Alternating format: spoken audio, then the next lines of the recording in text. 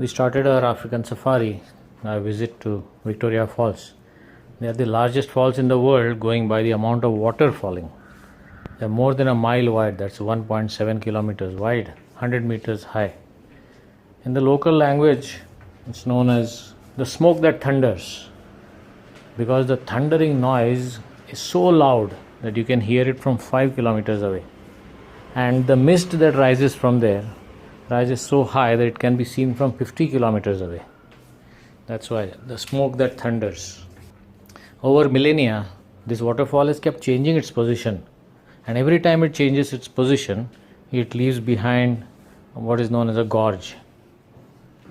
So the tailwater of this waterfall, that is the water after the waterfall, takes a series of U-turns, and it's very clearly visible in the photographs.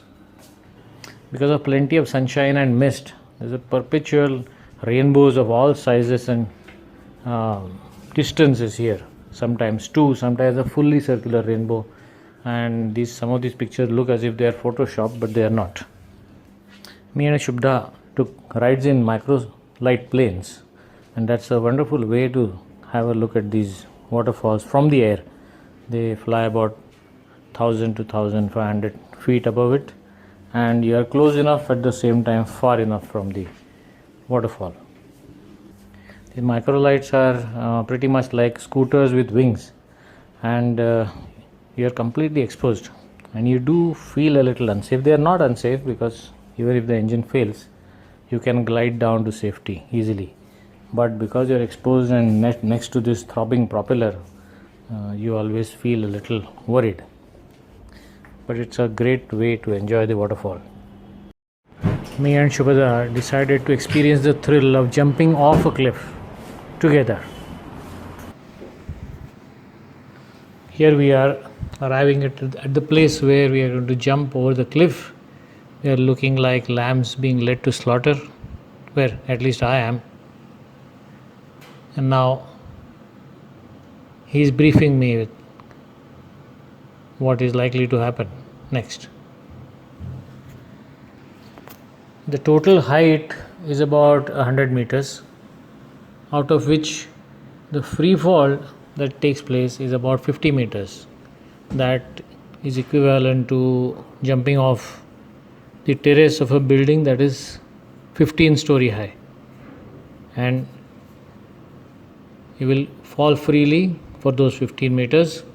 Then the rope will arrest your fall, and because at that moment the rope is not vertical, it's like at the end of one pendulum, at one end of it, then you start swinging over the trees below.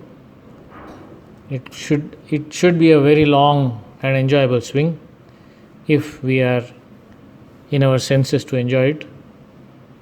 And once we stop swinging, they will lower us down to the bottom of the valley, where one of their assistants will be waiting. He will take off all these safety gear, and then we'll walk back. Now the idea is to jump together, साथ जिएंगे साथ मरेंगे kind of stuff. It's scary, believe me. I'm asking him, have you checked, double checked, triple checked? Yes, of course, he says. Yeah, we'll find it out soon enough. And knees are shaking, and when you know you're on camera, you have to smile, as you can see. Then you slowly start stepping backwards until you fall back into space. Let's watch.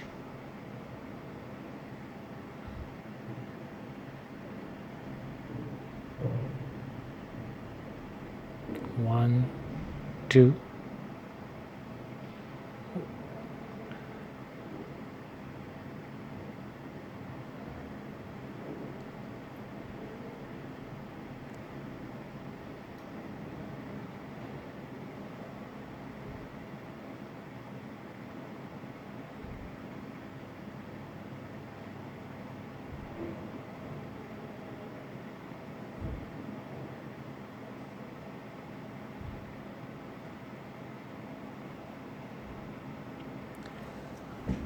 At this point of the swing, when I looked up, I saw vultures circling overhead, and that to me seemed a bit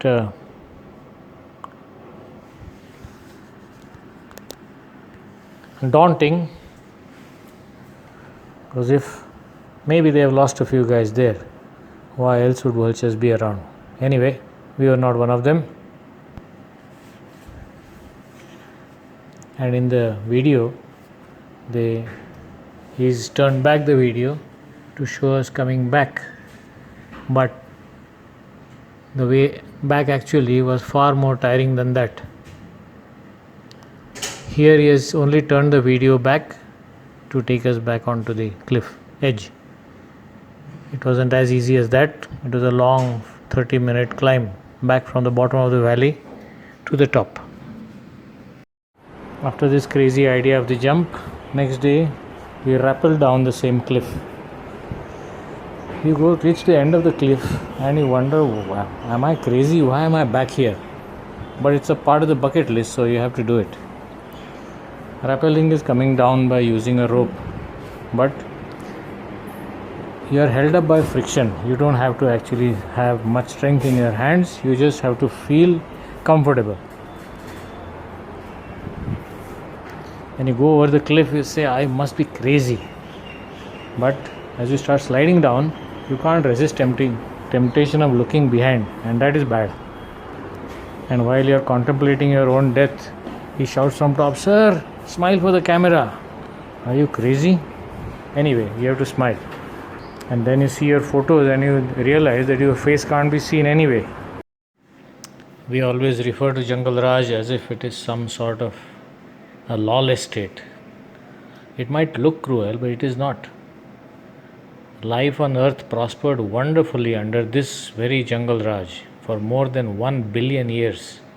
That's 1,000 crore years. Then we came along, we applied our own rules, and within 250 years, look what we have done. We are already on the brink. We talk of intelligent life in space, but we don't have intelligence right here, at least not amongst humans. This is the group with whom I enjoyed my African safari, guided by Rahul Rao of Foliage. Our group had some accomplished photographers, avid bird watchers, and of course novices like me. Many of the video clips that have found place in this documentary have been taken by my friends in this group. One of them being a tiny little girl, barely old enough to hold an SLR steady. Africa is not just about lions or even about the big five. There is beauty everywhere if you can see it. As the poem goes, what is this world full of care? We have no time to stand and stare. No time to stand beneath the boughs and stare as long as sheep or cows. All good things must come to an end, and so does this. But while leaving, you cannot but help thinking, what are we doing to make sure that this beauty will still be there for our grandchildren to enjoy, and then their grandchildren after that?